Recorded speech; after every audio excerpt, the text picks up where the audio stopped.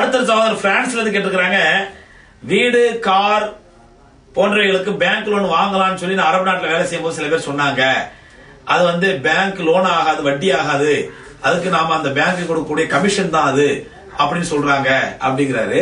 ஒன்னும் இல்ல, நீங்க வட்டிக்கு என்ன பேர் வச்சுக்கலாம். அன்னைக்கு வட்டிக்கு சில பேர் லாபம் பேர் வச்சுப்பாங்க, பிரீமியம் பேர் வைப்பாங்க, ஈவுன்னு பேர் வைப்பாங்க, கமிஷன் பேர் வைப்பாங்க, என்னன்னு பேர் வைப்பாங்க. பேர் 1000 மாறலாம், ஆனால் வட்டி வட்டி தான். வட்டி வட்டி எப்படி சாராயத்துக்கு சாராயம் சொன்னா நமக்கு அப்படியே பெரிய அப்படிங்குவோம். ஒயின், ரம், பீர் இதெல்லாம் சாஃப்ட்வேர், இல்ல சாஃப்ட் ட்ரிங்க். இது மது ஆகாது. இது அதனால தமிழ்ல பாத்தீங்கன்னா சோமபானம். சோமபானம் சோமபானம்னா என்ன? சாராயத்துக்கு மறுபேர் தான் சோமபானம். இல்ல சாராயம் வேற சோமபானம் வேற, பேர் மாறி போச்சுல. பேர் 1000 மாறலாம், போதைத்தரம் தானே அது.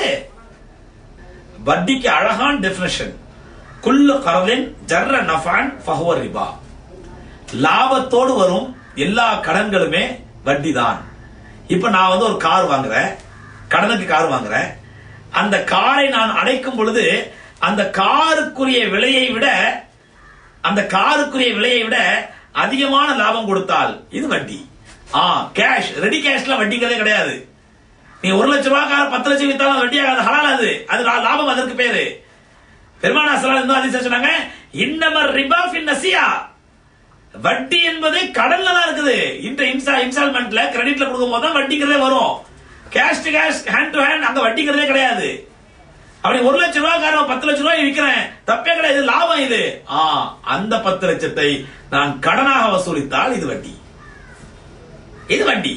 எப்போ 1 லட்சம் ரூபாய் காரு நீங்க கையிலேயே இப்ப கேஷ் கொடுத்தீங்கன்னா 1 லட்சம் ரூபாய் தான் போய்.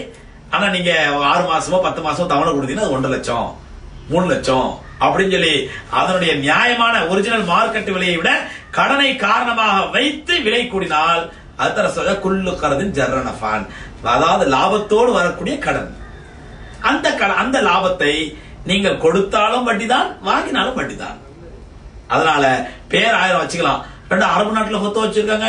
ஏன்னா அரபு நாட்டுல ஃபத்வா வச்சா அது பெரிய அல்லாஹ்வுடைய ஃபத்வாவா?